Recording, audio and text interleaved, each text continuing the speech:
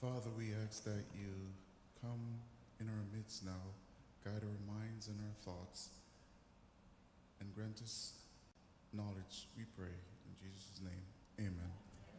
Amen. Thank you for coming, and thank you for those that are online. I'm Stephanie Vaughn. I'll be moderating our second DEI and social justice talk.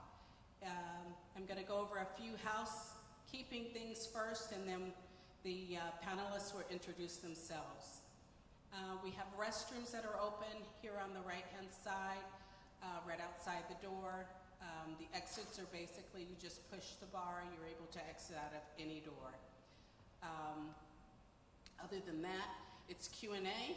So as soon as you ask a question, the panelists will proceed, and if there aren't any questions, the panelists will go ahead and discuss some topic that they feel is pertinent to what we're doing. Also, those online, please feel free to call in, and you're able to ask questions as well. All right, with that, we're going to go ahead and get started. Again, I'm Stephanie Vaughn. I've been in education. I'm a retired educator after 28 years, 30 including everything else. So welcome to Kansas Avenue, and we'll go ahead and proceed. You've been honored to God and Jesus Christ, whose grace allows me to live and breathe. My ancestors from Africa, my ancestors from Texas, Indiana, and California, the Wilsons, the Mathis, the Glovers, the Cranes, the Gambles, my great-granddaddy Lucius, and my other great-granddaddy John Gamble, my grandparents, James and Verabelle Crane, Russell and Juanita Gamble, Art and Carrie, my parents, countless black educators, scholars, politicians, business owners who fought for me and us to be here today. I also stand before you in the West African spirit of Bessie Saka, meaning affluence, power, abundance, togetherness, and unity. Also in the East African spirit of Umoja, meaning unity. I want to thank my good brother Bobby Holly for the recommendation to come today. Thanks for the invitation by the Kansas Avenue Church, especially Adrian Blanton, for getting me here. And I want to thank ABSI, the Association of Black Psychologists, and I greet you as a member of the Inland Empire Association of Black Psychologists. Our chapter is new, but our mission and destiny continues as the liberation of the African mind, empowerment of the African character, and the enlivenment and illumination of the African spirit. Now, my day job, I used to be a school psychologist in Long Beach for 10 years, a Long Beach State professor for another 10 years. I was a dean at Oakwood University in Huntsville, Alabama, particularly a dean of student success, helping students navigate their path at the university career-wise, but also dealing with disabilities and other issues. I worked as the director of the Black Resource Center at San Diego State University, and more recently, I'm the director of the Office of Black Student Success at Cal State University, San Bernardino. My name is Dr. Brandon Gamble, and I'm glad to be with you. That was amazing. I'm just honored to be seated next to Dr. Gamble. My name is Julius Abanise. Most of you know me. I'm an attorney. I work for the County of Santa Barbara, and it's an honor to be on this panel amongst these esteemed colleagues of mine, and I'll turn it over.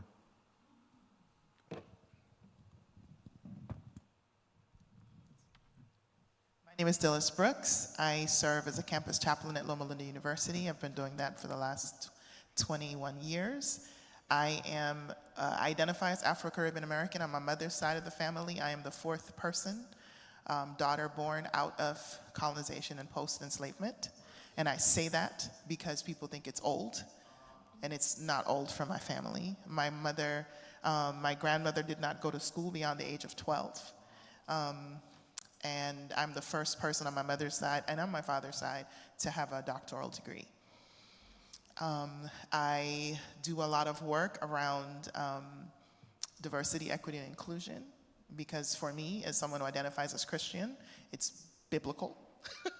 To love my neighbor means I have to know my neighbor, and accept my neighbor and understand my neighbor, and I think this is neighbor work.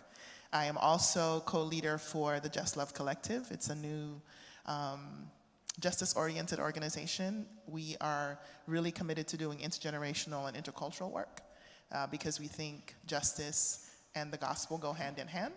And if we identify as people who follow Jesus, then justice work is something we should be doing. It's not somebody else's business. It's our own to do. I named that I identify as Afro-Caribbean American, particularly since I started doing my doctoral work. It became important to identify as Afro-Caribbean. Prior to that, I was African American every space I was in because I refused to be a part of the process of dividing and conquering. I belong to the diaspora. I believe my people are from West Africa. But I think I got some of the cousins in here, about 13% from the UK and some other places, but they're only 13%. Still trying to figure out what it means to be rooted in coming out of the diaspora and having roots in the Caribbean, as well as knowing I have roots on the continent.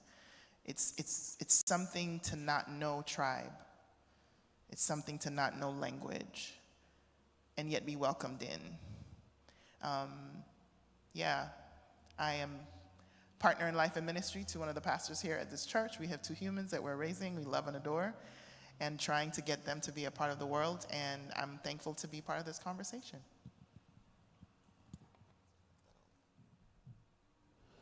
Good afternoon, everyone. My name is Jenee Roberts, and I am here in my, secular role as an associate professor of public health at California Polytechnic State University, San Luis Obispo. I also serve as the faculty fellow for Black Initiatives, which is part of the Black Student Success Initiative through the Chancellor's Office for Cal State University Schools.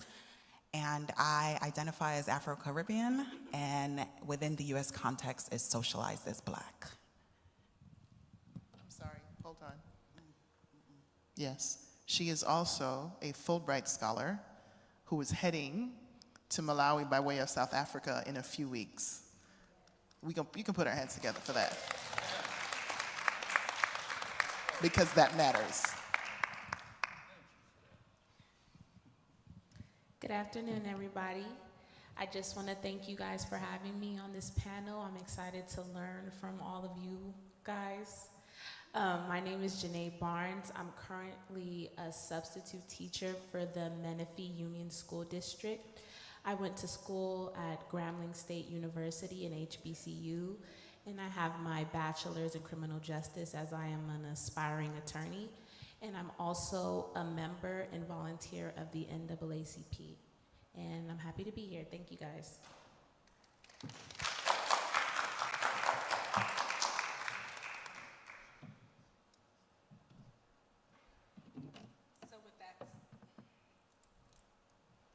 So with that said, if anybody has a question, I'm going to ask that only one person be in the aisles at a time. You'll ask your question, and you can stay until your question is finished, or have a seat right next to it. So and then the next person will go. Okay, so we can get started. Any questions so far?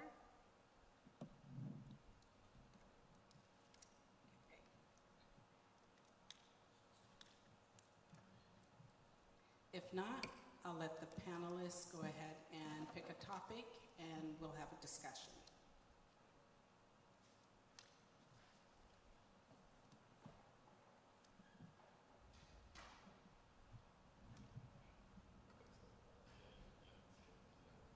Okay, all right. So during this week, I shared an article with members on this panel, and I just wanted to kind of get their thoughts on what they thought of the article, and if they would want to share any impressions. The gist of it was a New York Times article about the effects of the Trump administration's push to kind of reform the federal workforce, how that's affecting Black workers. Oh, is this better? Okay. How that's affecting Black workers, and hopefully some folks read it, and if you have any thoughts to share, I think it'd be great. Then I'll share my thoughts too.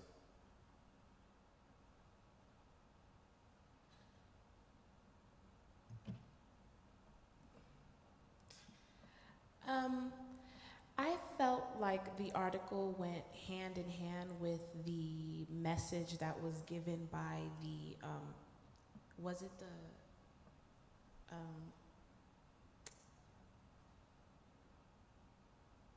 the message titled Guidance for Recipients of the Federal Funding Regarding Unlawful Discrimination.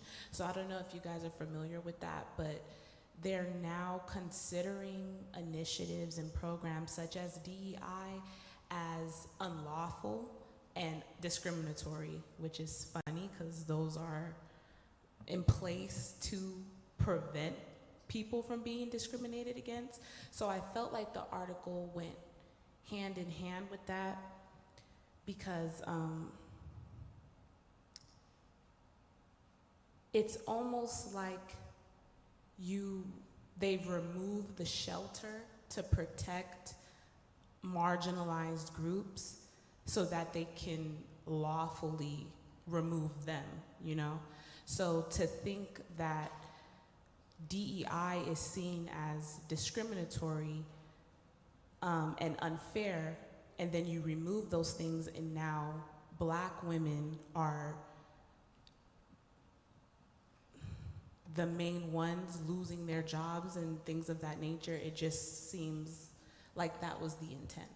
Oh, by the way, the title of the article was, "In Trump's Federal Workforce Cuts, Black Women Are Amongst the Hardest Hit." I keep waiting for somebody to tell me that this is a dream. That's one thing. And then the other thing I keep wondering is, when is somebody gonna say something? Because as a Black woman, I was tired. So if we're being targeted and we still have to fight, yeah. Those are my thoughts, like immediately for me. It's just like, you make these laws, you have to work, add whatever multiplication number you want to actually get into the position that you're in. You're overeducated, you're overqualified. You worked to get in the position, and now, because of the twisting of some words, you're escorting me from the premises. Is somebody gonna say something? Because I just need somebody to say something and tell the emperor that you don't have any clothes on. Those are my thoughts. 319,000 Black women have lost their jobs since the Trump administration has started. I'll say that again, 319,000. Two of which are my family members, two cousins who I had who work for the federal government have lost their jobs.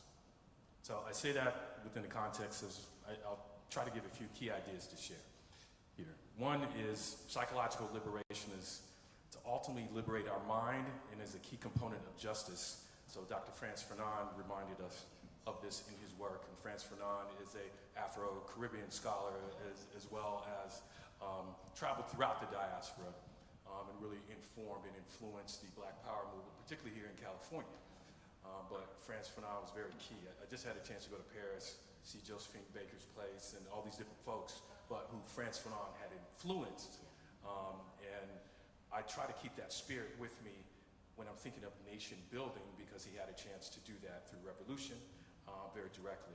So keeping that spirit in mind, we won't be surprised when certain folks act the way they do when they've been acting that way for over 400 years.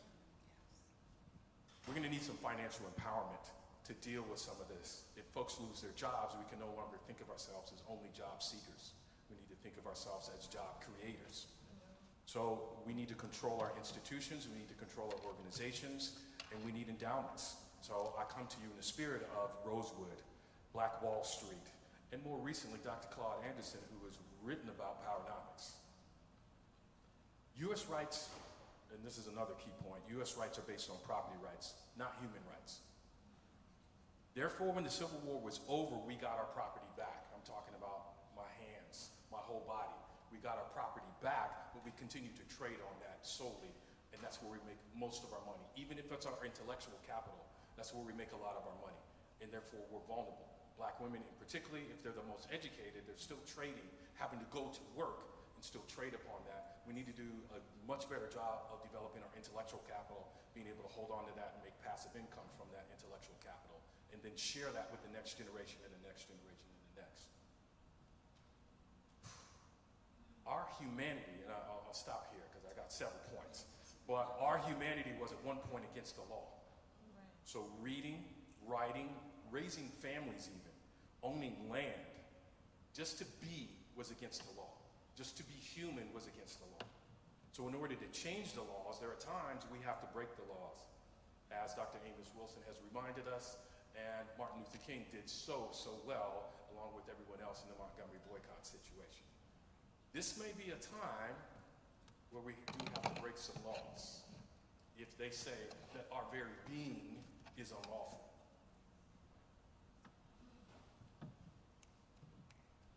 Thank you. What the article opened up,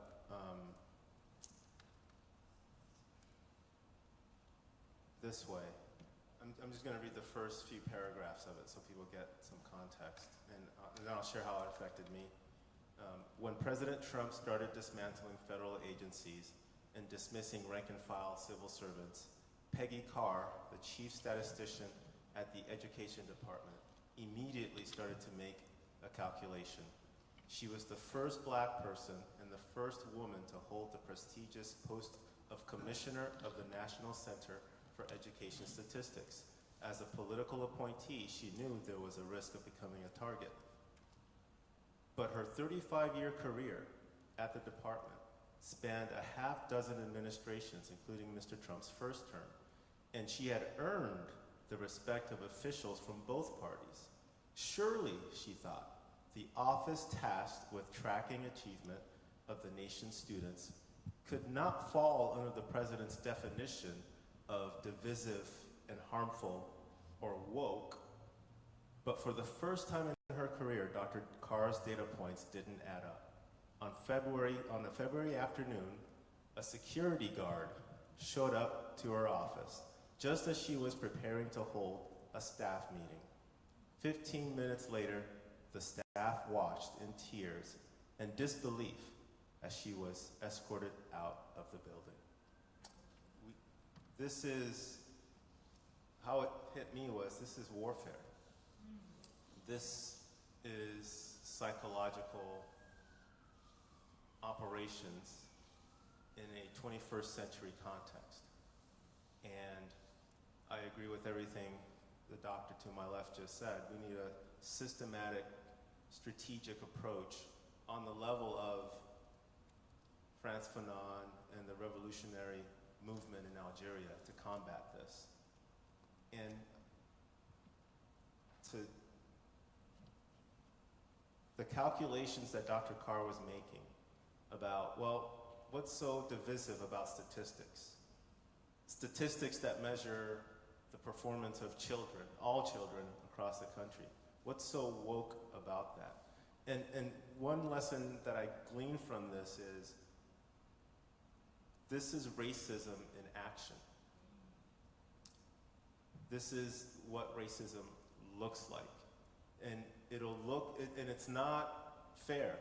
It's not symmetric. It's a pretext. They want to remove Black people from these positions, and if they want to say Black people are in these positions because white folks are being discriminated against, even if it makes no sense at all, they will say that. And no position is safe, is my takeaway from this.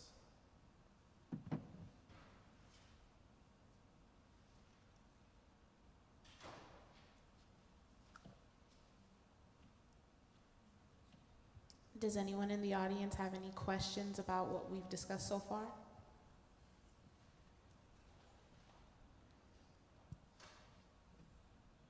All right, so I'll just keep going.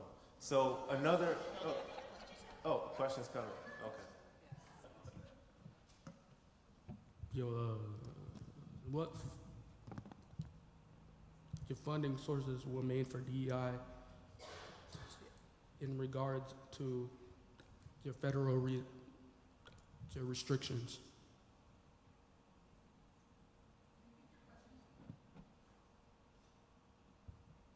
What funding sources remain for DEI in regards to federal restrictions? There are several different types of funding sources, some of which may be, in particularly to this article, in this case, we're talking about education. And if we're talking about higher education, there are several different types that come down for DEI. Now, fortunately here in California, a lot of the programs that we have, and you mentioned the Black Student Success, which funds our check, specifically here in the state of California, those are still happening because of Senate bills and other assembly bills that have gone through that have allowed for the funding to come forward for Black student success. Here's a big issue in California, and you may have seen this more recently. From 2005 to 2015, Black student enrollment in K through 12 schools dropped by 0.5 percentage point every year, right? So if we're trying to enroll more Black students into the universities, you're trying to do it with a hole in a bucket, right? Because folks are just leaving the state. They're going to great places like Oakwood University, but they're also staying and not coming back because the economy's better in the South, right? Sometimes they're going back to the Caribbean, sometimes they're even going back to different parts of Africa and the continent. So that one piece paid for by property taxes here in the state of California is in relation to the funding for DEI in schools. When it comes to the corporations, right, they've been funding programs, and they've kind of been seeding them rather than giving something that's going to change a community's life. They've been giving them really sometimes for photo ops, right? And sometimes for just one program. And I'll give an example because I know a family member who's been a part of this.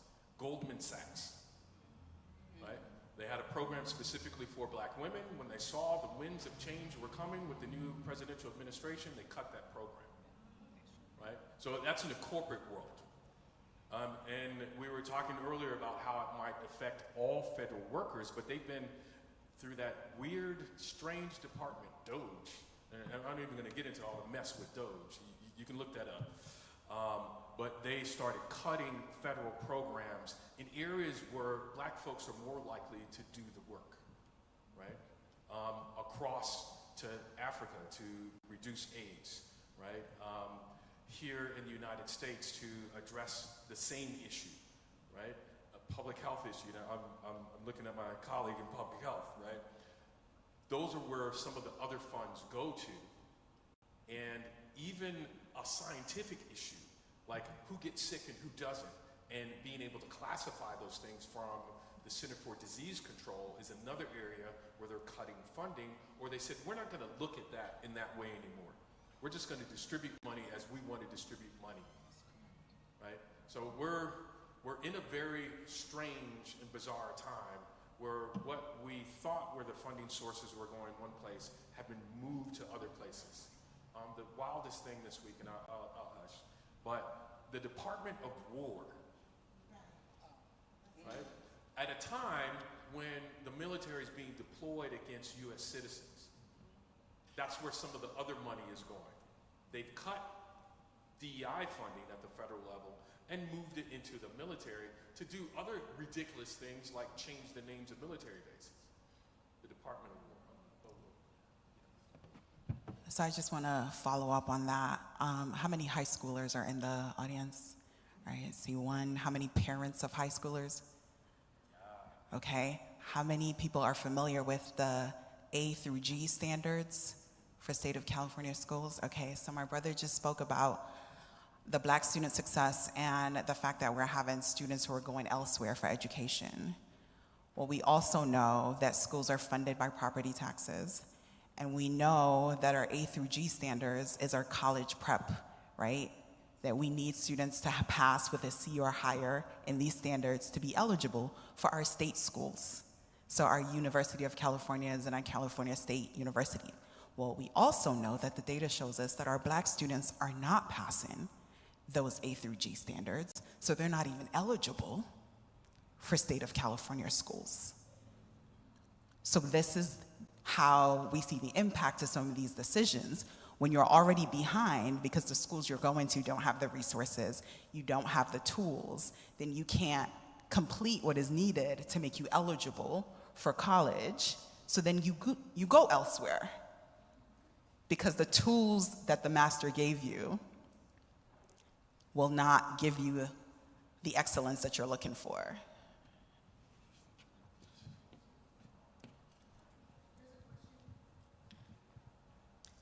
I wanted to go back to the article you talked about, the 300,000 black women who were affected by the Trump administration's policies on DEI.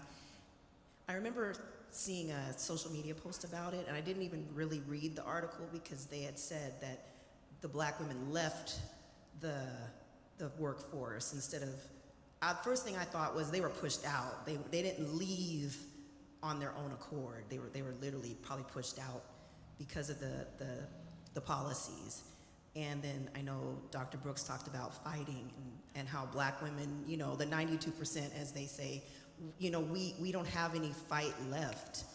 And so my question is, I know with our dollars, they're saying that's the best way to fight. What do you think we should do? Should we continue the boycotting like of Target and all the other big, you know, companies? I know this month they're saying that black women are dedicating not buying hair products for the month of September and also protest.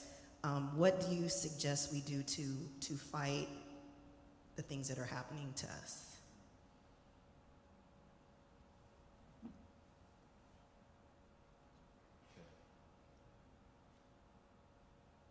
Right now, it's still a political fight. And I think at the previous conversation, I had said that we're just at the beginning of white supremacy getting more comfortable again after the civil rights movement. And we see the escalation with what's going on in DC. Now they're having checkpoints. And for me, mentally, over the past 2 years of the ongoing genocide in Gaza, I see that the message to me as a black or African American or Afro-Caribbean individual living in the United States is if this entity is able to fund, arm, and enable that genocide of non-European peoples, eventually those methods and tactics and strategies will be implemented as white supremacy feels comfortable here. And that's why I'm mentioning DC, because that is a very racially targeted move by this administration. So what do? Agree with all of the things you mentioned, boycotting, protesting. But what we need to do, and very quickly, is change the dynamics of the strongest political force that we have, which is the Democratic Party, which I believe has not been taking seriously the interests of African American, Black, Afro-Caribbean people in this country. They've been focused on other issues to attract so-called working class voters, which is a euphemism for Euro-American suburban white moms. And that's a problem because that's a distraction from the work to energize people like us to get out and vote and energize others with real policies that will change the lives of working people, working poor people, of which disproportionately they're Black and Latino. So we need to mobilize not for the general elections, for the primaries, to get people, candidates in position that are actually going to be in the business, on principle, 10 toes down, fighting for Black people. And we don't have that in this party right now. I think something else is we need to become educated. We don't know what we don't know, right? I'm sitting in this room and I'm looking at the African diaspora before me. And depending on when you got here, how you got here, the background that you came from, so many of us have had our heads down, just trying to make it, trying to make ends meet. Not even realizing that our ability to be here is because somebody got whipped, got hosed, got put in prison, right? Depending on where we come from in the diaspora, we have also bought into the propaganda about what it means to be black in this country, if we're honest. We don't know what we don't know. So it begins with, as good Bob Marley would say, emancipate yourself from mental slavery. Because we have been hoodwinked and bamboozled and led astray. No matter how educated we are, before we open our mouths, we are black first. Nobody cares about whatever letters you have behind your name. You are black first. And if we do not begin to educate ourselves and see ourselves as allies, instead of building walls and start building these bridges and learning about each other, that's problematic. I would want to mention a book because, you know, the good doctor over here, he didn't know. There's a book I read for an ethnography class that I was doing when I was studying a few years back. It's called White Bound, Nationalists, Anti-Racists, and the Shared Meanings of Race. That book was fantastic because the author, Matthew Huey, made a decision to study two groups of people, white people. One group identified as racist. They were upfront. We're racist. The other group identified as anti-racist. And by the time he was finished, he realized they were the same. Right?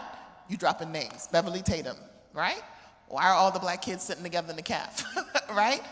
So the thing about how racism and white supremacy changed itself into wearing izods and slacks and nice comfy shoes, and nobody said anything overtly racist. However, the thread underneath it was anti-black. And until we read, and I'm making recommendations for Frantz Fanon, Lord, it'll blow your mind. It's a lot. I had to go, hey Siri, what does this word mean? When I was reading Wretched of the Earth, fantastic book. I recommend it. I would also recommend Isabel Wilkerson's work.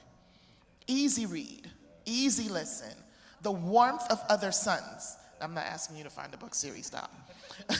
The Warmth of Other Suns. Listen to it. It will explain the migration of African Americans from the South to the major cities and what it cost us. I would also recommend her book, Caste, and I would read them in that order, because Caste makes more sense when she makes the case for the system that is in place to continue to keep a lower class, this division between those of us who are in black and brown bodies. We have to learn. And I wrote on this paper, I love my boomers, and then some days, I'm like, boomers, stop. Because they're trying to take us back to something, and this revisionist history. And it's about keeping a certain group of people on top at our expense. And if we identify as Christians who follow a Middle Eastern rabbi named Yeshua, this is not plantation Jesus. This is not white Jesus. We're talking about a Jewish man who grew up at a certain time and place. We have to start reading. And I have many more books I could recommend. So, yes. I was just going to add to my Oakwood sisters. Good to see you. I'll say, wherever I go, I try to take a little bit of Oakwood with me, because I remember those moments where we were able to organize, have grace with one another, see each other's humanity. And I've had a chance this past month to get on Zoom calls with folks just to be. We had no other agenda, just to be together, to talk about what the heck is going on. Did you see what I just saw? How are we going to do this work for our students if we're just in pain? So giving grace to one another is a big part. So to quote Kwame Ture, organize, organize, organize.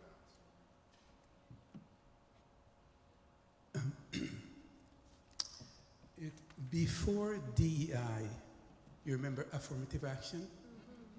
And the reason it was put in place? To redress past racism.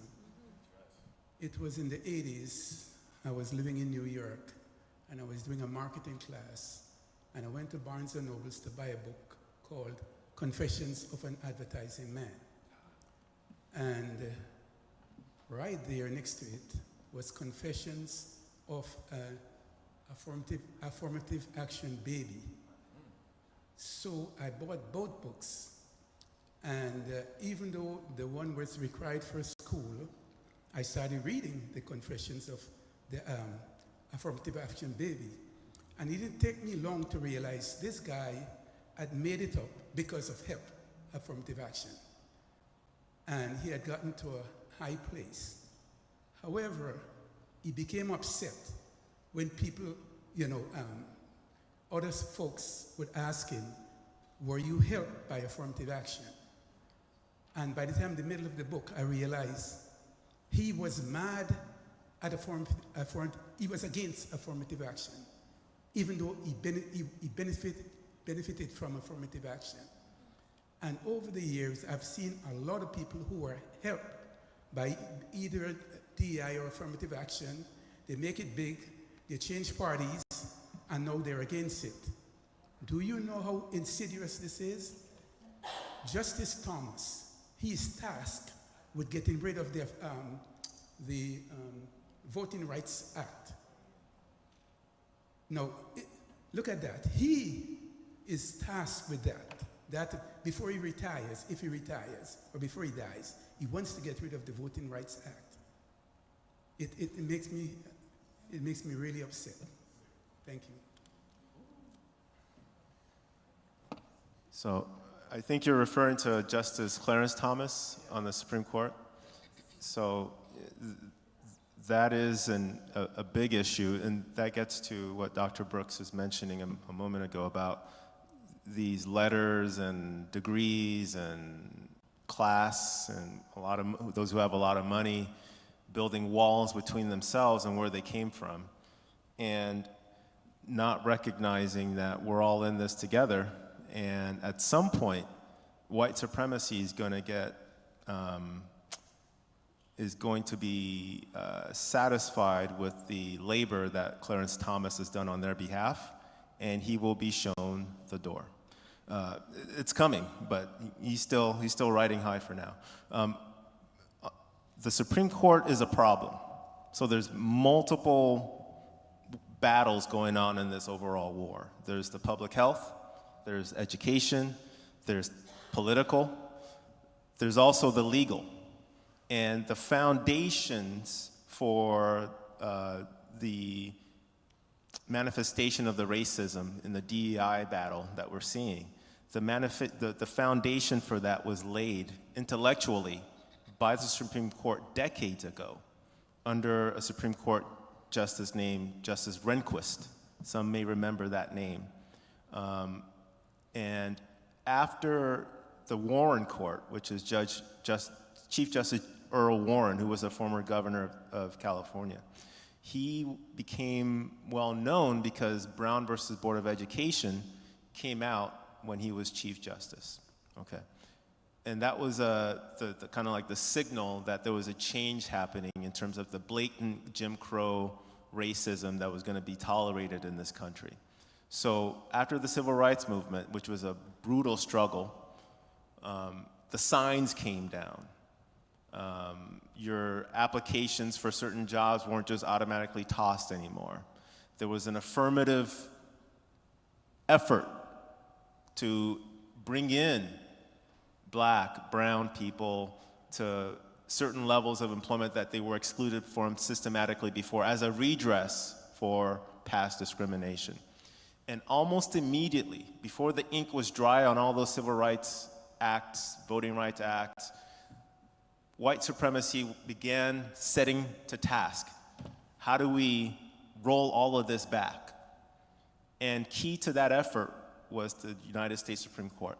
And I'm going to read a portion of what's called a law review article, which are very fancy ways of saying, academic articles by legal scholars. They write articles and they put them in these volumes called law reviews. And a recent law review article I stumbled into was written by Kiara M. Bridges, writing in the Harvard Law Review back in 2022. And she's going to summarize the thesis of her argument in this almost 200 pages long article. And she's going to summarize her thoughts about the Roberts Court. This is the Chief Justice right now, John Roberts, who was appointed by George W. Bush. He's the Mr. Balls and Strikes guy. All right. So she writes, to summarize, the Roberts Court has adopted a contrived common sense approach to what counts as racism against people of color. The approach allows the court to maintain a small measure of legitimacy by doing the bare minimum with respect to addressing racial subordination. The court is willing to remedy racial discrimination against people of color only when, in the court's view, the discrimination bears a strong likeness to the racism that was practiced during the pre-civil rights era. Okay? Notably, it increasingly refuses to use the Equal Protection Clause to provide this relief, instead using other parts of the Constitution to remedy the injury. Be that as it may, the court's understanding of racism is woefully impoverished, and strategically so. It causes the court to overlook devastating harms to people of color when those harms do not harken back to old school racism. To add insult to injury, the court does not require white claimants to allege racial injuries that remind of the pre-civil rights era. Instead, it stands willing to remedy alleged racial discrimination against white claimants, even when that discrimination takes more modern, more novel, more improvisatory forms. So this whole, you may have heard, as this anti-DEI battle takes place, Trump will even say it, I'm against discrimination. I'm against segregation. I'm colorblind, right? He's tapping into the intellectual foundation that the Supreme Court has been laying for decades. He's tapping into that. And it's an inversion of what needs to happen, which is the more sophisticated understanding of race and racism. And our Supreme Court is woefully impoverished in that venue. So that's another avenue of the fight that we need to think about. I think Audre Lorde said it best, right? For the master's tools will not dismantle the master's house. I'm gonna say it again. For the master's tools will not dismantle the master's house. I think we've come so far historically in this nation that we start to believe that things are in favor for us. And the reality is it was never in favor for us. Things were put in place, tools, that allowed us to acquiesce. We got comfortable. The sister asked, should we continue to boycott and things of that nature? Absolutely. We're a capitalist nation and money speaks. Hold your money. Put it in other places. Y'all saw the announcement. What's happening to the CEO at Target? Well, he's not leaving. He's doing what we do best in the US. We're shifting him, right? And we're shifting because we're feeling pressure. But that pressure is a political move. So you think something happened. Well, something did happen. It will only continue to happen if you continue to push. The moment you say, oh, it worked. No. It is my favorite grammatical term. It is present continuous. You have to keep doing. You have to constantly continue, because the moment you ease up, the tools come back in, and we go right back to what the Supreme Court has provided, to what historically we've always been here, we're just like, okay, we gave you a few years. You feel good now? We're back.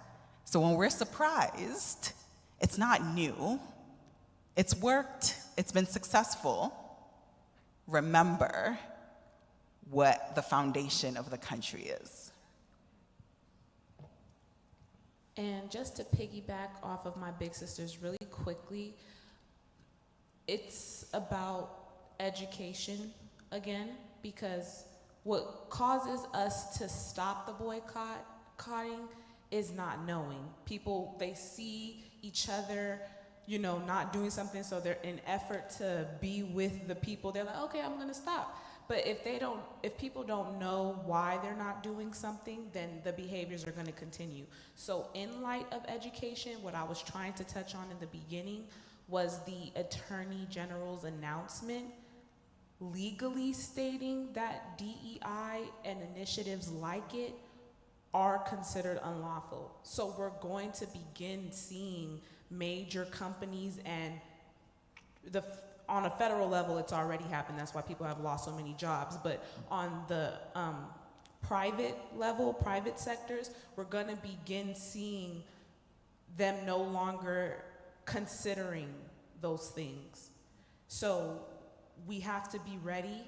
And when you see people not going to Target, it's not a joke, because it's going to begin to affect all different private sectors. And that was all.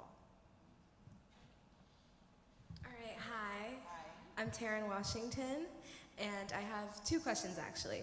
So first of all, I think that something that's really, really, really plaguing like a lot of communities is the importance of voting.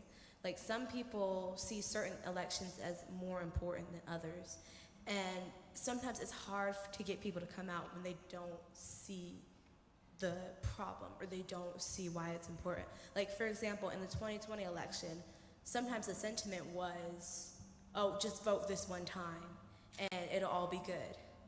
And then sometimes people just ignore the primaries, they ignore Senate, they ignore local elections that directly affect them more than presidential elections ever would.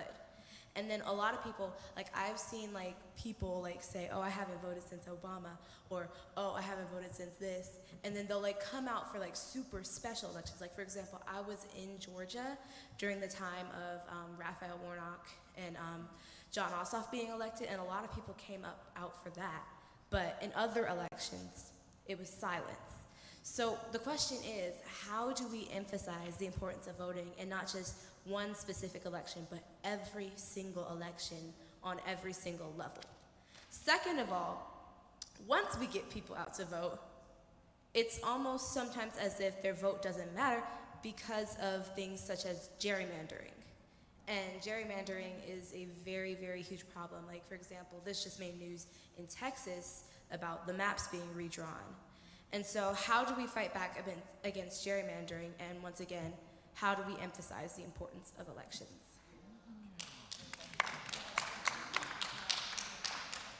Excellent questions. Which high school are you going to? I was trying to think, like, Loma Linda or somewhere around there? Yeah. I had a really good government teacher, so I was able to just keep up with what you was talking about. I will say what's interesting here in the state of California, the largest voting bloc is not necessarily Democrat or Republican. It's nonpartisan. So the conversation is fruitful here to have with many different people. I've been a registered nonpartisan person since high school at San Pasquale Academy. I remember I signed up and I said, I don't know about either one of these folks. They're a little different at the time when they were running. I think it was Dukakis and Bush won. Neither one of them were of any appeal. So I stayed nonpartisan, but I was willing to have conversations, and I think our efforts to continue to have conversations with folks throughout is important. I also think it's important for us to connect our conversations to action. And to everyday people, how's it going to impact you? So the last election, letting people know and tracking those things, how that impacted them. If that money dried up for the program that was helping them or a loved one, let them know about that and what they can do in the next election cycle to change that, or even now to demand that something changes. Everybody should know who their representatives are, from the city council person to the mayor to the school board, each one of those, and hold them accountable. And continue to get to know them. I even think sometimes things as simple as having somebody have a Senate recognition, so your local state senator, but I also went into your office and learned something about you, also let you know we're watching. I have a whole constituency, and if you make a wrong move, hey, it's nothing personal, it's just politics. We're gonna let you know that you no longer need to be in this office. But developing those really direct connections, I think, is very important.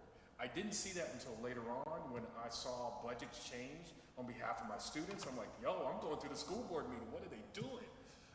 Cutting, really good programs that we knew scientifically worked, but politically they didn't like them. They didn't like the way it sounded. I remember Pete Wilson had this program. Pete Wilson was the last Republican governor I remember in California. Primary intervention programs. It was a very simple program. A person who went to a college or university at CSU or UC came to a K-12 school, was friends with the kid, and then the kid's academics went up every time. It was like 95% they improved. But somebody didn't like it on the school board and got rid of it. That's what got me involved with politics and got me involved having the conversation again and again with people about how it impacts them directly. So to the first question about the importance of voting, I think especially for young adults, the story that they've learned, whether we have taught it indirectly or not, is that the only thing that matters is the president, because the president has power, right? And because many of us forgot our civics lessons, we forget how power works. This is the first time in a long time in US history that we've had a president who did not hold any other political office. It is uncommon to have a president who did not previously hold some political office. And this is why voting at the lower levels are important, because we start to groom, right? People end up in Senates because they were on supervisory boards. They end up from Senate to Congress because they were in Senate. They end up from Congress to president because they were here, right? It's a pipeline. And if we don't start to teach that it's a pipeline, we think it's just the final. So in order to get people out, we need to remind them that the people that you're seeing as president start here. And so if you care about what they're doing here, you get to follow their trajectory. You get to see where they will end up. Because voting at president is great. But remember, they were also making laws along the way. So when we have things like the Supreme Court, when we have things like who's going to be the next justice, well, some of that has been affected by bills that came previous years. And when you're showing up in 2025, 2030, whoever, and you're like, I've never heard about this before, it's been on the books. When they were a congressperson, they advocated for it. So the importance is to remind our young people that voting at the early stages is the beginning of your presidential election, not the end, right? Like, so we start here. What are the things that are important to you now? You don't like your lunch at school? Vote now. President doesn't oversee lunch, right? You don't like your school day, the hours? Vote now. Those are the people, the local people, it's who determine that. And then those people go on to have higher offices. Just to kind of piggyback off of what they're saying, somebody at your age, I think, is just exceptional for you to be here with nothing but adults in the room, and for your make on questions that pose an impact for the young group. But I'm going to give you some suggestions. If students your age are not in any type of political, say for instance, if you're not running for office, you can also run for the school boards at every school board. You can they have students that are actually sitting on the panels as well. Yes. And the other thing is a Black Caucus, and somebody had mentioned about knowing who your representatives are. They're always looking for young people to support. That's how you learn the knowledge base and learn what are the issues the community is having. Those are the type of things that you can bring back to your school and have a conversation with. So thank you. I had some thoughts from a legal perspective on the voting. How to motivate voters, those are the politicians can handle that and the activists can handle that. But I'm going to talk about the importance of the vote. And to me, that enough should motivate people to vote. But people have lives, they have jobs, kids, and there's distractions.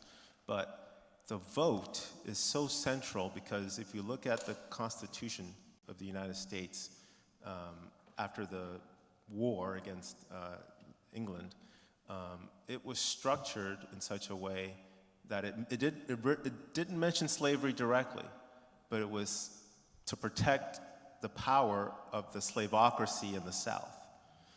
So you have all of these enslaved people in the South, and you have a few Euro-Americans who are the great landowners, very wealthy.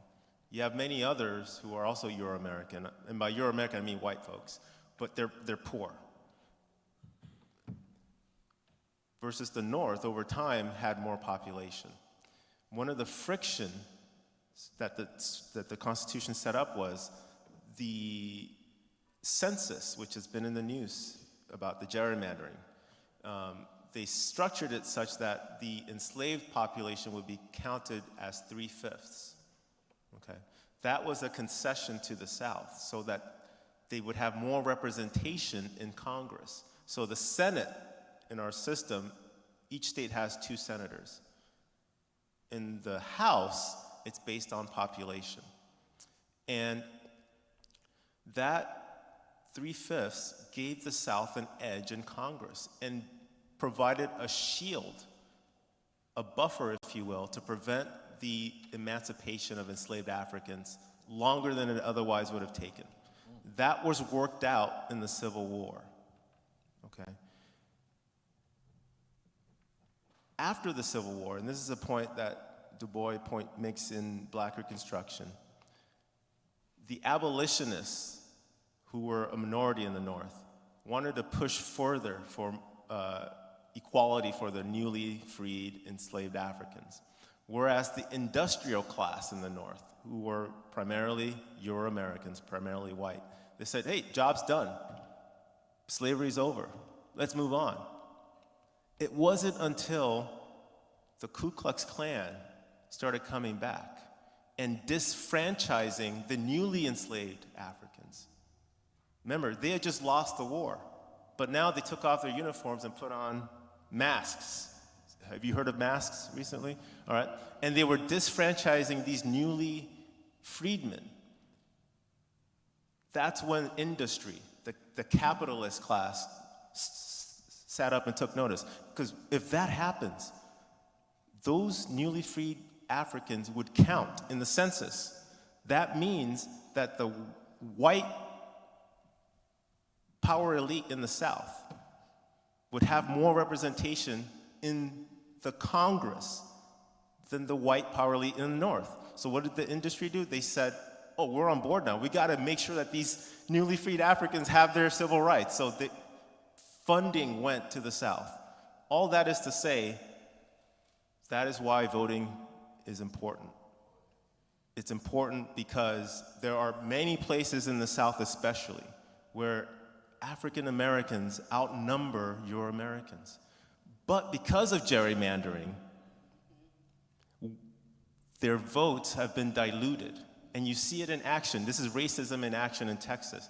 They are fracturing Black populations and packing Hispanic populations for a purpose. But the district lines, the gerrymandering lines, are done by the states. So again, brilliant question. You mentioned, what about those lower offices, not the president? That's why they're so important, because the district lines are set by our state legislatures. How many of us can tell us who's your state assembly member, who's your state senator. Those are the people that are going to be drawing those lines. So that's why voting, to me, that's motivation enough. But this is a point that Dr. Carr out of Howard University mentions. There are many folks amongst us, black folk, Hispanic folks, even poor white folk, who it's not until a 2x4 smacks them over the head, where something happens to them personally, that they then wake up. You are so far ahead of those folks, but it's not until then that they will wake up. And God, when that happens, the establishment in this country is going to feel it, because that's when Dr. Carr mentioned this in many of his interviews. You're going to start seeing black student athletes start saying, I'm not going to go to Ole Miss. I'm not going to go to Georgia, Alabama. I'm going to go to an HBCU, where at least I know people not only love me because of my athletic ability, but as a human being. We're not there yet. We're not there yet, but that's probably what it's going to have to take.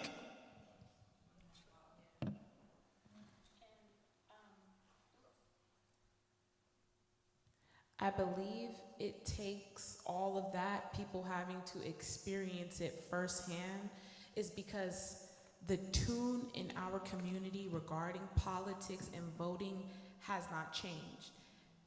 It's so much cooler to be a conspiracy theorist surrounding the topic. Like, oh, that stuff doesn't really matter. They doing this, they doing that. Some people getting whacked if they don't say, you know, like if they don't vote for this particular president, so they feel like it has nothing to do with them. Obviously, that's not the crew you're hanging around, because in your question alone, I had to write down vocabulary words. But in my personal experience, it's just not cool to believe that you can do something about the current state.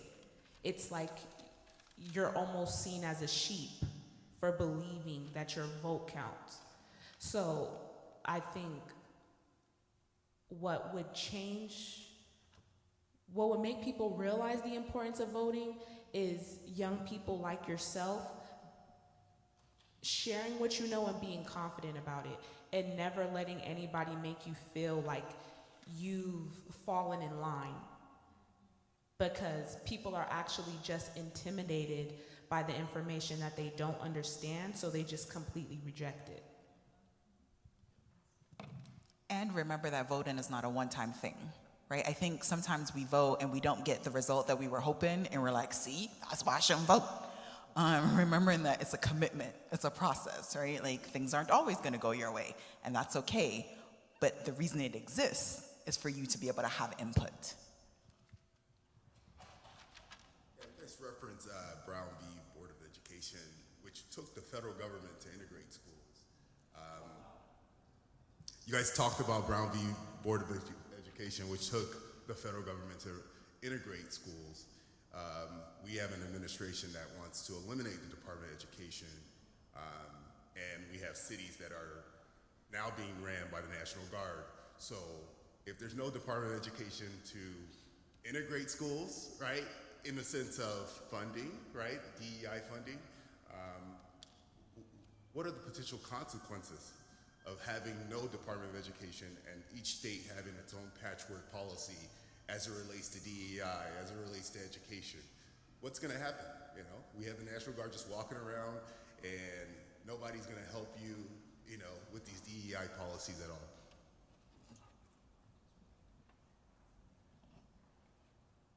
I think sometimes we put too much emphasis on DEI policies as being the thing that kept us going. If they were to go away, we still have, and I could just cut off our history at the 1990s. We still have a whole history of black folks, Latino folks who fought for our right to be. Right? So here, the precedent to Brown versus Board of Education, you mentioned Justice Warren, right? He was, I think, Attorney General and then governor here in California, but there is a court case called Mendez versus Westminster. I used to go to Westminster Good Samaritan Church, so I was very interested in this, and I had a chance to meet Sylvia Mendez and talk with her about her father and her family and kind of what they went through during that time.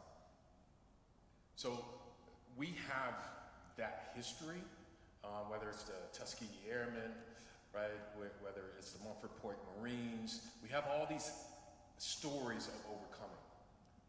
And I'm using some like ancestral, indigenous memory of how we overcome these things.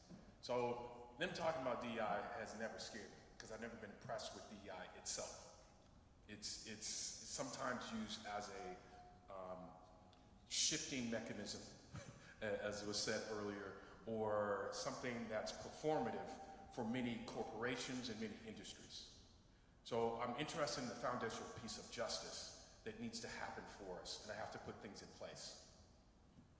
So, as Kwame Ture said, man, I vividly remember watching him on C-SPAN, like, whoa, who is this dude talking at Howard University to a bunch of black students about, and this is one of the last few speeches he really gave, because he passed away from cancer, but he was just as active and vivid about it. We definitely have to organize, but we have to join particularly black organizations that are in the process of helping with liberation. Whether that's your church that has a very particular focus, but then you organize and you strategize to help make sure that things are able to stay in place. So you keep a thumb on the local school board, if we're talking about schools, right? You keep in conversation, even if they may be on some other opposite side of the political spectrum, you push for something that, you know, is maybe a concession, but it's soon to be more power. You look for that moment, you look for that opportunity. You don't get discouraged by however the vote goes, but you continue to move on. I'm gonna quote a book and then I'll be quiet. Dr. Asa Hilliard, I don't know if you're familiar with him, but he wrote a book called The Maroon Within Us. In that book, he's talking about the Maroons and Maroonage. And Maroons are a very much Caribbean tradition, also East Coast tradition, of black folks who come together to go into the woods to hide, to plan, to strategize. And they don't tell you what they do. There's not much written about them because they did it in secret. But their outcomes were clear. Sometimes it involved machetes, sometimes it involved books, sometimes it involves a little bit of hoodoo, but they planned, right? That's the main thing I want you to get out of that piece. They planned. Now, a manifestation of that, and I really remember this very vividly reading this book from Dr. Hilliard. He was an educational psychologist. He talked about black fathers getting together to clear land for a school. At the time, somewhere in Texas, the school board had not agreed that these Negroes were going to open this school. I'm speaking in the 1950s, 1960s times. But there was a father who just said, I am plowing this land, and these children are going to be in this school. I don't know what y'all doing up there, but by the time I get done plowing this land and setting it straight and leveling it out, these children will have a school. Now, they did all the maroon things they needed to do to make sure by the time that school board had that vote, that school was ready to be built. We have to be ready to be in front, be able to smile, shake hands, but then also behind the scenes, be able to take care of certain levels of business. I think my challenge with DEI has always been, I'm telling my enemy and my oppressor too much of my strategy. And sometimes I'm begging them to like me. I don't need you to like me. I need you to understand power. Power never apologizes. I ain't asking for no apologies. I'm asking for parity. I'm asking for equity. I'm asking for justice. And so I need to keep that in mind so I'm not in a weak position and know that I'm not the minority. In fact, I am a majority on the world stage. So I'm never, ever, ever wrong. Thanks to the Holy Spirit who is able to bring those words that my ancestors needed in order to be sustained and deal with whatever was in front of them. So I can go on, but I don't preach, so thank you. Really? Hi, I just like to address Taryn and Elijah and the other young people here in the audience. For those of you who are interested, as I know Taryn and Elijah are, there is something that you can do at the polls at age 16. You can become a poll worker. They will pay you to work at the polls, 16 and up, and you can earn between $65 and $150 an hour. So check it out. Google poll workers, high school students.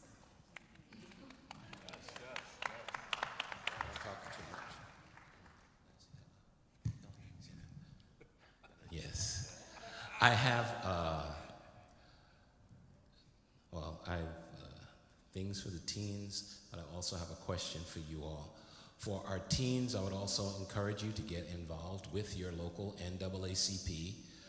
There are many groups in San Bernardino County as well as in Riverside County, as I'm learning, that are already doing the kind of work that you want to learn about. And they have classes that are offered. As a matter of fact, in San Bernardino, the group COPE, C-O-P, Congregations Organized for Prophetic Engagement, will be offering courses and classes for our an organization right now for next year's election. This is something everyone can be involved in. Just follow COPE on Facebook, go to their copesitepage.org. Those are things that we can be involved in. But then on the question on as it relates to education and supporting our students of color, what are your suggestions that local churches, regardless of denomination, can be involved in to support DEI education? Because I heard Dr. Brooks talk about all of these books, and that just sounds like a lot of reading. And people who are not used to reading are not going to read anymore. I thought it might be a good idea to maybe suggest some, whether it's classes, programs, or things that churches can be involved in that can lead not only our teens, but even some of our not as bookish members to be able to move along in this justice journey. I'm just asking a question. Yeah, you better hurry up and sit down.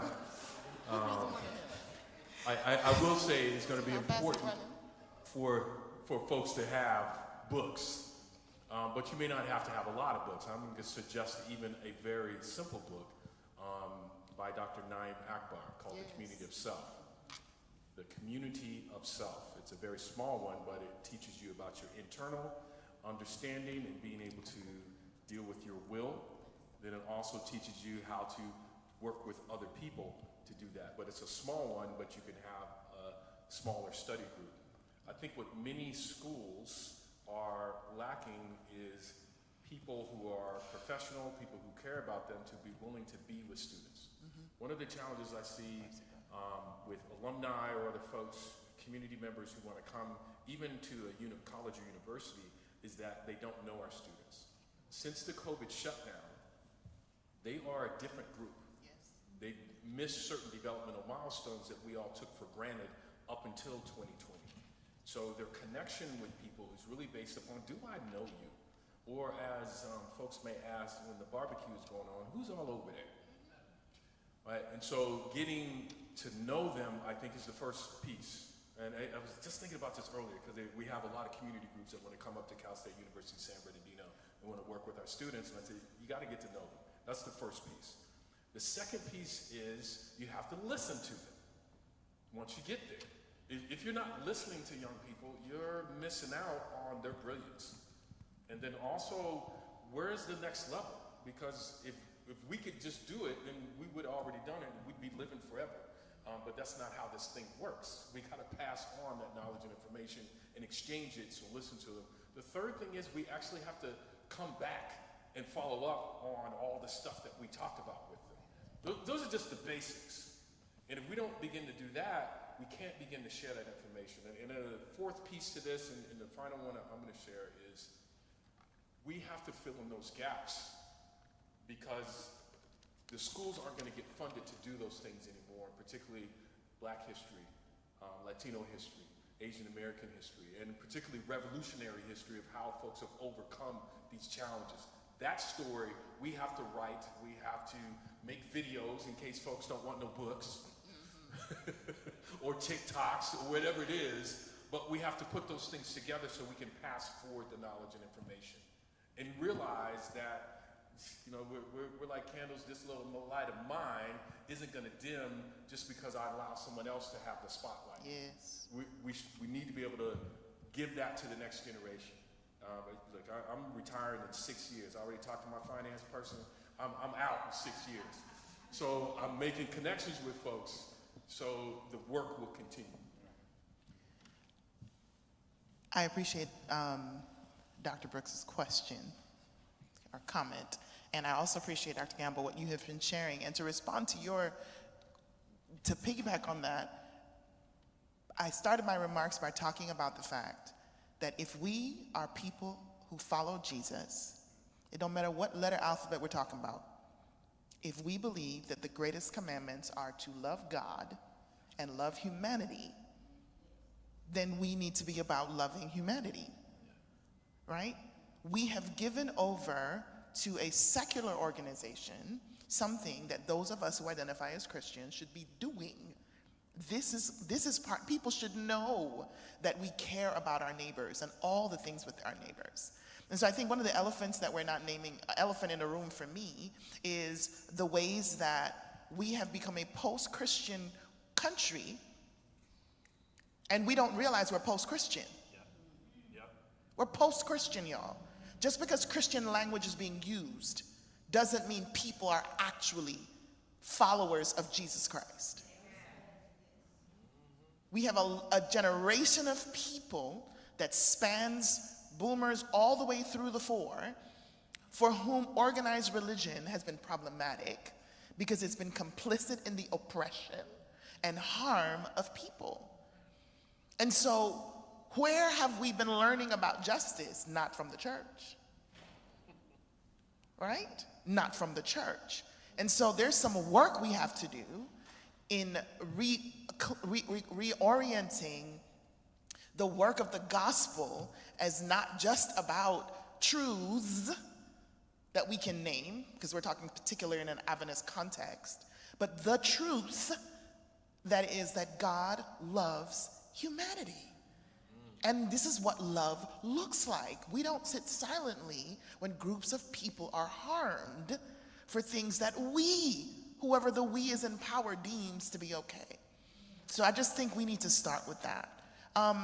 Two books that I'm going to mention is Clint Smith has a book called How the Word is Passed. He's an African-American writer, English teacher, written this a brilliant book just talking about our understanding of racism and how insidious it is in this country. He talks about the prison that's down in Mississippi.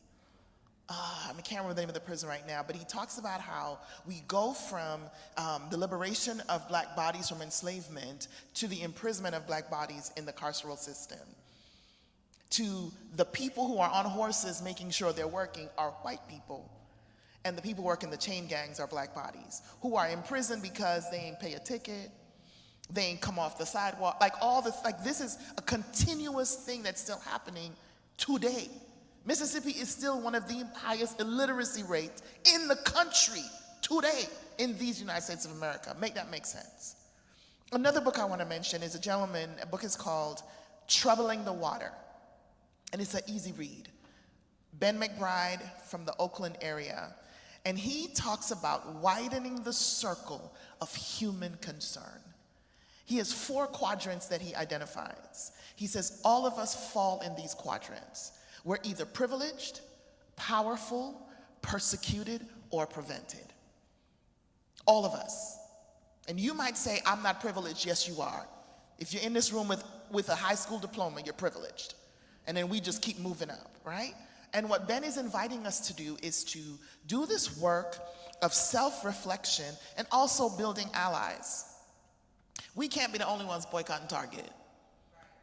We got to talk to the cousins, over whatever, a hot, tasty beverage. Like you got to talk to the cousins and say, I hear you say you're for us.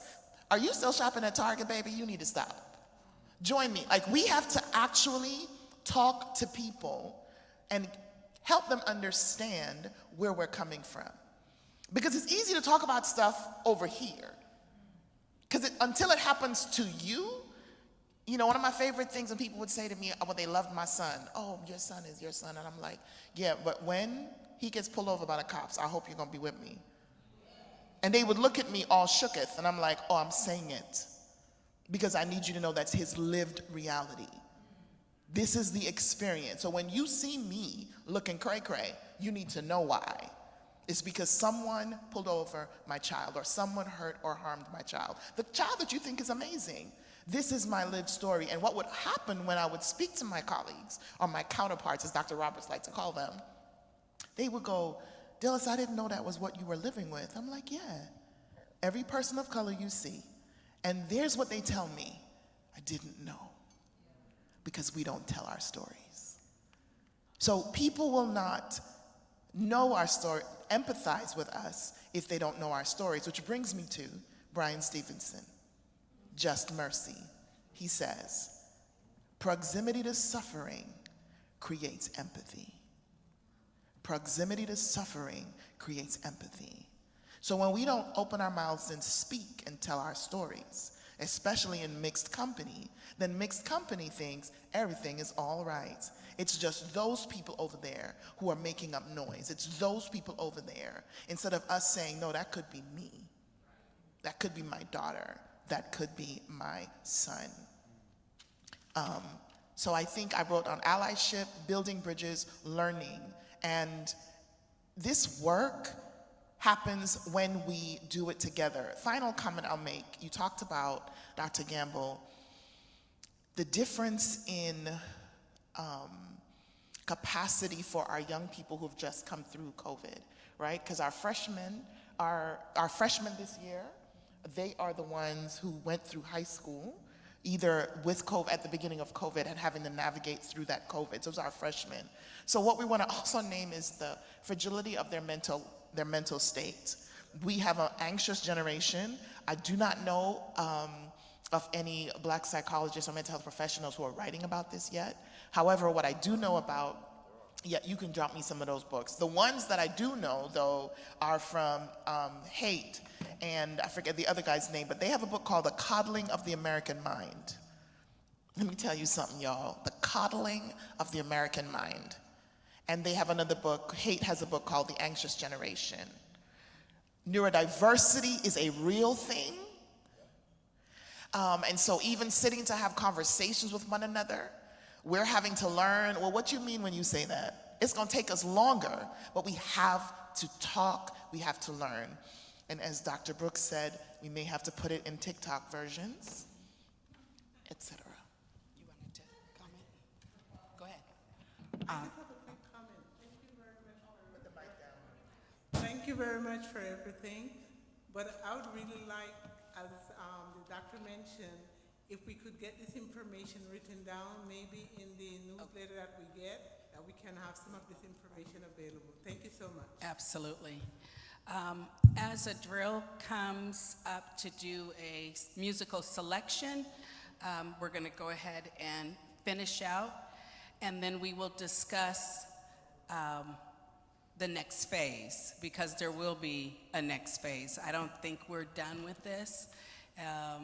Does everybody agree, or somebody not agree? Everybody's in agreement that we still need to continue having a discussion? Okay.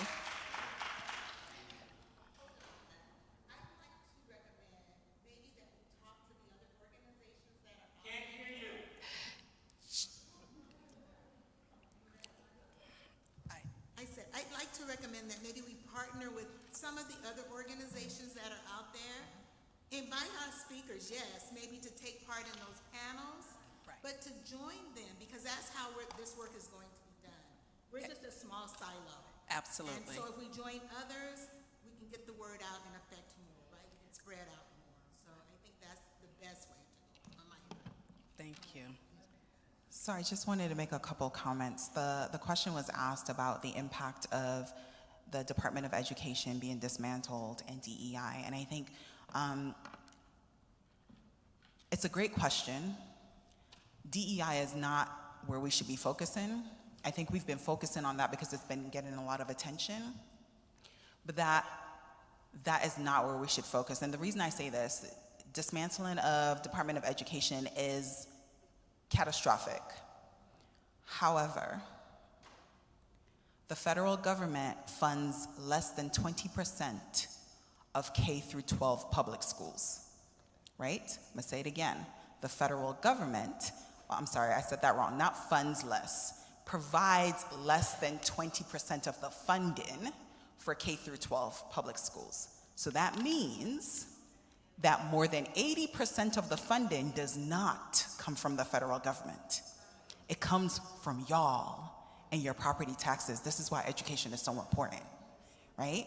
And to the good Dr. Brooks's question, what can we do as church members? And this is unpopular opinion, because I'm out here working in the streets with the secular folks. We can't give all of our money to private institutions because we have church and state, right? So we can't say that my babies are protected because we're going to the good old Adventist schools and the good private Christian schools or homeschool, and we leave the rest of the community to fend for themselves. We have to get involved in the community, because we can't now say, what do we do, when we've had the purse strings all along. We just haven't been using them because we've believed that the federal government, Uncle Sam, Father whomever, is the one pulling the strings. No, it's us at the local level. Back to the young lady's questions about the importance of voting, right? It's us. We hold the power. We're responsible for what goes in our schools. The federal government can say a lot of things. The reason why our governor has been getting a lot of pushback, whether you support him or not, is because there are things we do in this state that the rest of the country does not do. Because we've decided as a state that this is what we will do, because we have more power than you think we do. So we invest in our community. We give back to our community because the resources are here, instead of saying we're relying on over here to give us the little penance that they've been giving us. Because as Dr. Brooks has said, if we do indeed love our neighbors, this is what it looks like. We can't just say, well, church and state, I'm over here, my babies are okay because they're at Oakwood. Are they?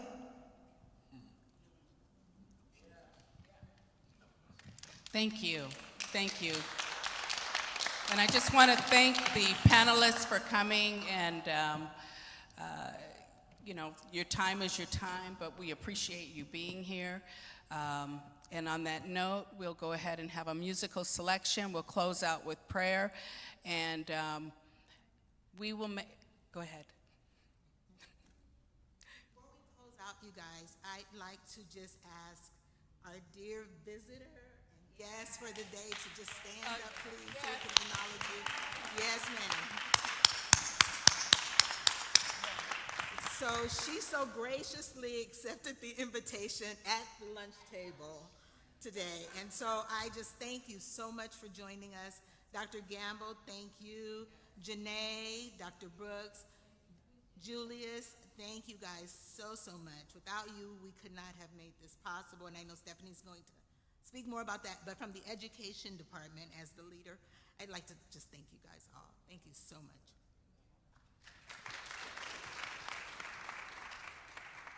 I think she said some of the things I wanted to say. I want to thank everybody presenting to us, because if we have to contact you as individual, I don't even think I can afford it.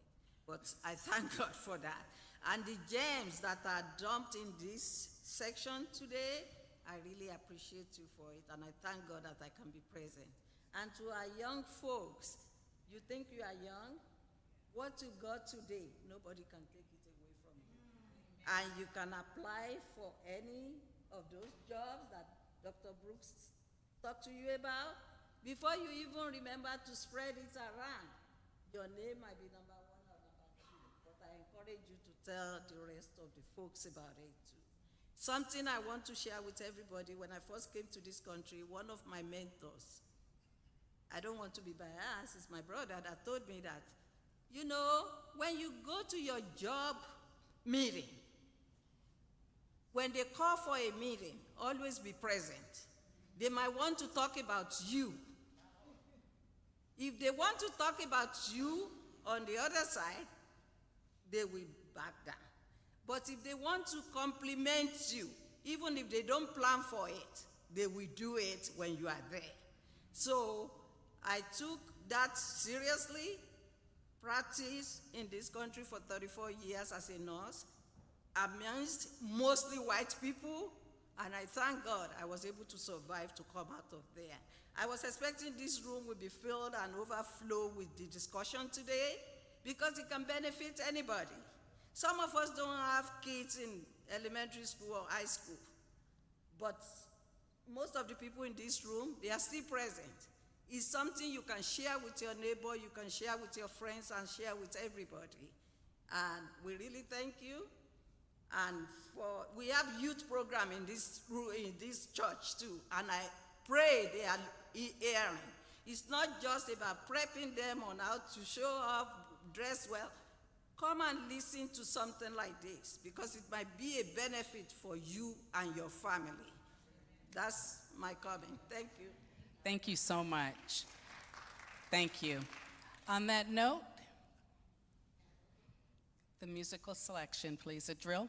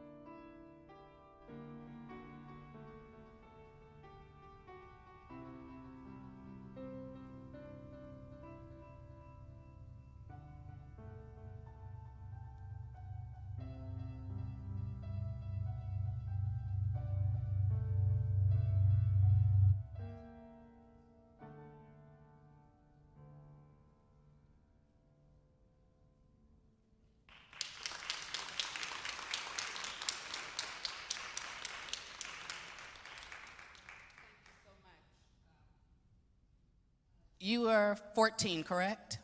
And what school do you go to? Cajon High School in San Bernardino. So thank you so much for sharing. We appreciate your talents. Just make sure you take those AP and honors classes while you're there. We will proceed with investigating how we're going to move forward with this. Whatever organizations we have to partner with, that's what we'll do. Again, this was invaluable information. The level of education and the information that we received, and I'm not talking about grade level per se, I'm talking about the quality of information that we received. Probably wouldn't receive it just in a regular conversation, so we so appreciate what you've given us. And remember, it's online, so you can go back and look at it again, write down all the books, so we're not, so yes. And, you know, if you have questions and things like that, the Education Committee here at Kansas Avenue is more than happy to take that, to get the information from you, so we will know how to move forward. If there is anything that you need that you didn't get here, let us know. okay? Let us know. Any more questions? I think on that note, Pastor?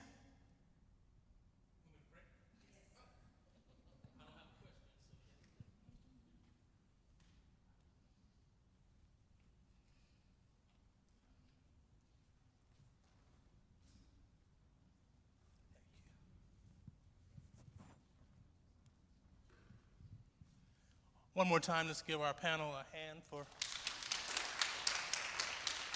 all of the great information and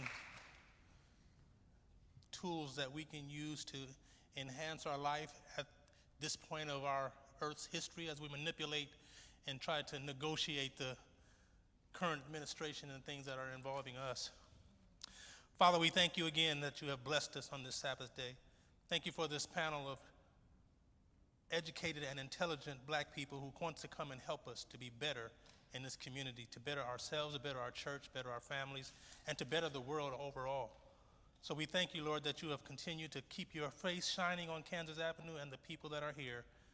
Let this information not stay in this room, but let it go out, Lord, and begin to make disciples of other people that want to know more about DEI. Thank you for these young people who ask these intelligent questions. It shows that they have been paying attention to what's going on in this world and that they want to make a difference themselves. Father, as we close this place tonight, Lord, we just ask that you would continue to be with us, that you would continue to watch over us, Lord, and that you would continue to protect us from all the evil that's in the world. We thank you, Father, and we love you. In Jesus' name, amen.